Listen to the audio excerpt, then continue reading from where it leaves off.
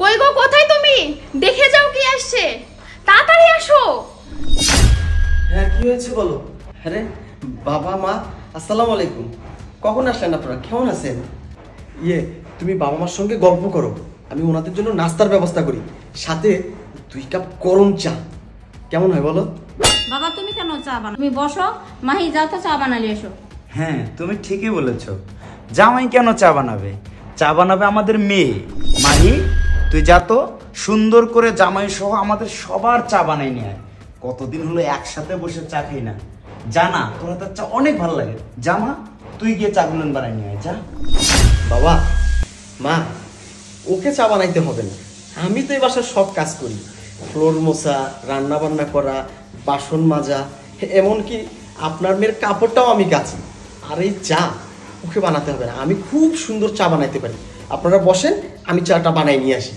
এই কি বলতেছো তুমি? বাবা মার সামনে ইয়ার্কি করো না। তুমি বাবা মার সাথে গল্প করো, আমি চা করে নিয়ে আসি। মা বাবা, তুমি ওর কথা একবার কানে নিও না, খুব ফান করে, আমার সাথে সবসময় ফান করিয়ে থাকে। তুমি গল্প করো, আমি চা করে নিয়ে আসি। কি বলছো তুমি এসব? তোমার সঙ্গে করব আমি ফান? সেই সাহস আর শক্তি কি আমার আছে? আর আমি থাকতে তুমি কেন চা বানাইতে যাবো? তোমার হাতের চা আমি খাবো, এই বাবা মা যাওয়ার সঙ্গে সঙ্গে তুমি এই চা আমার কোন পাশে বের করবে সেটা তো আমি ভালো জানি। তার চেয়ে বরং তুমি বসো, আমি চাটা বানাই নিয়ে আসি। জামাই, থামো তুমি। কেন জানি তোমার কথা আমার সন্দেহ মনে হচ্ছে। আসলে সমস্যাটা কোথায় বলো তো আমাদেরকে একটু। মমতা, তোমার মেয়েকে প্রশ্ন করো, আসলে সমস্যাটা কোথায়? কি হলো? প্রশ্ন করো। মাহি, জামাই এসব কি বলছে? তুমি কি জামাইয়ের সাথে খারাপ ব্যবহার করো? কি হলো বলো আমার, কি হলো? কথা বলছো না কেন? বলো। কি হলো? কথা বলছিস না কেন? তোর নীরবতায় বলে দিচ্ছে তুই অপরাধী।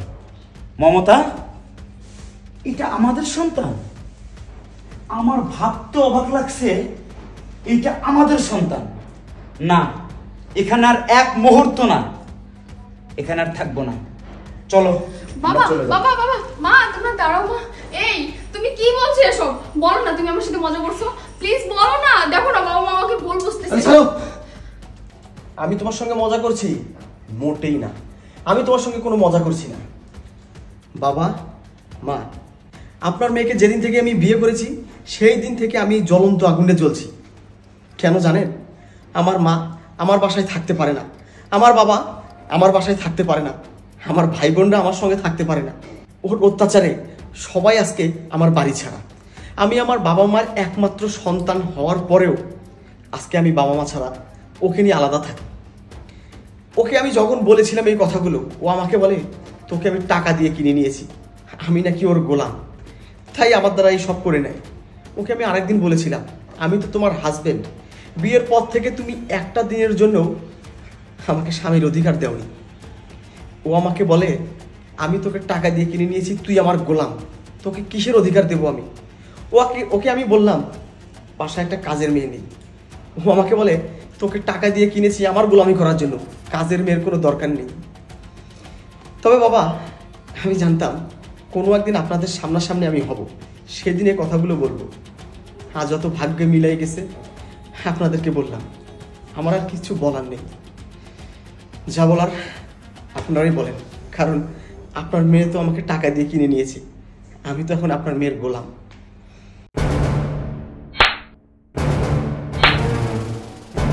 মা বাবা, তোমরা আমার কথা শোনো। এসব কি শুনছি? এসব শোনার জন্য কি তোর বাসায় আসছি আমি? এই দাঁড়াও তুমি। এই শুধু তোমার কারণেই আজকে আমার এই পরিণতি দেখতে হচ্ছে। একজন মা হয়ে সন্তানকে শিক্ষা দেওয়া দরকার ছিল, তুমি তাকে শিক্ষা দিতে পারো নাই।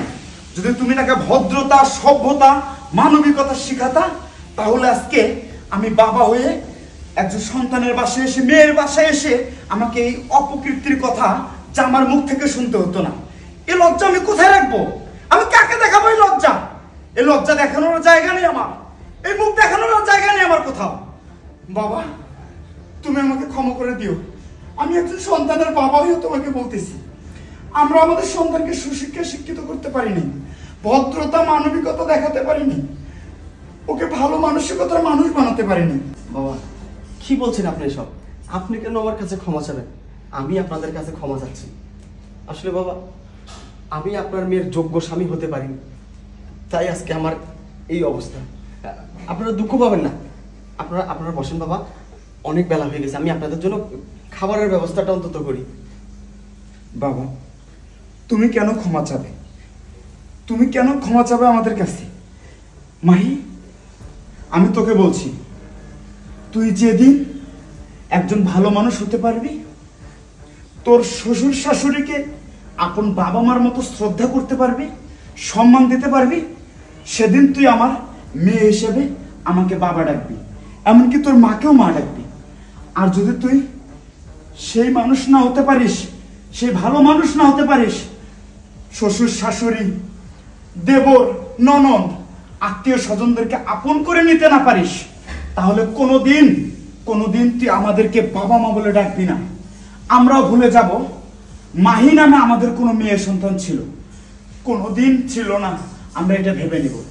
আর শোন, আজকের পর থেকে জামাই কোনো কাজ করবে না, এই বাসার সমস্ত কাজ তুই করবি। জামার কি ভালো লাগে, কি করতে ভালো লাগে, কি খাইতে ভালো লাগে, সব কিছুর খবর নিবি। তার মা বাবাকে এই বাসায় নিয়ে এসে তাদেরকে মাথার তাজ করে রাখবি। তাহলে এই খবরটা যদি আমার জামাই আমাকে কোনোদিন দেয়, তাহলে ভাববো তুই ভালো হয়ে গেছিস, সেদিন তুই আমাকে বাবা বলে ডাকতে পারবি। আর যদি সেটা না পারিস, তাহলে আমি বলে যাচ্ছি, আমি যদি পৃথিবী ছেড়েও চলে যাই, কোনোদিন তুই আমার এই মুখটা দেখতে আসবি না, মুখটা দেখতে আসবি না। বাবা, তুমি ভালো থাকিও, আমরা আসি, চলো। মা, বাবা, তোমরা আমাকে ক্ষমা করে দাও, আমি তোমাদেরকে ছাড়া এক মুহূর্ত থাকতে পারবো না, এত বড় শাস্তি আমাকে দিও না বাবা, প্লিজ। তুই আমার পা ছেড়ে দে, আমার পা ধরে ক্ষমা চেয়ে কোনো লাভ নাই। যদি ক্ষমা চাইতে হয়, তুই তো শ্বশুর শাশুড়ির কাছে ক্ষমা চাবি, তোর স্বামীর কাছে ক্ষমা চাবি। আমার কথা যেটা, তুই যদি তোর শ্বশুর শাশুড়িকে তাদের যোগ্য সম্মান তাদেরকে দিতে পারিস, তাদেরকে এই বাড়িতে নিয়ে এসে তাদের খেদমত করতে পারিস, তাহলে আমি তোকে ক্ষমা করে দেব কিনা সেটা আমি ভেবে দেখব। আর হ্যাঁ, তোর শ্বশুর শাশুড়ি যদি এই বাড়িতে আসে, তুই আমাকে খবর দিস, আমি চলে আসব। তারা যদি বলে যে বিয়াই তোমার মেয়েকে তুমি ক্ষমা করে দাও, তাহলে আমি ক্ষমা করে দেব, না হলে দেব না। তুই আমার পা ছাড়, এখন আমাকে যাইতে দে। বাবা, ছাড়। বাবা, আমি তোমাকে ছুঁয়ে কথা বলতেছি বাবা। বাবা, মা, আমি সব শুনবো বাবা, আমি সব শুনবো, আমি সব করবো, আমি আমার শ্বশুর শাশুড়ি সবার খেদমত করবো। ও, তুমি কিছু বলছো না কেন? তুমি কিছু বলো না মা, বাবা, তোমরা যেও না, বলো না। আমি তোমার সব কথা শুনবো, আমি সব কিছু করবো, প্লিজ আমাকে ক্ষমা করে দাও। বাবা, মা, ও যেহেতু ওর ভুলটা বুঝতে পেরেছে, আপনারা ওকে ক্ষমা করে দিন। আজকে আপনাকে থাকতে হবে না বাবা, আপনারা চলে যান। আমি আমার বাবা মা ভাই বোনকে যেদিন নিয়ে আসবো, আপনাদেরকে খবর দিলে দয়া করে আপনারা আসবেন। বাবা, তুমি কোনো রিকোয়েস্ট আমাকে করবে না, কোনো রিকোয়েস্ট আমাকে করবে না।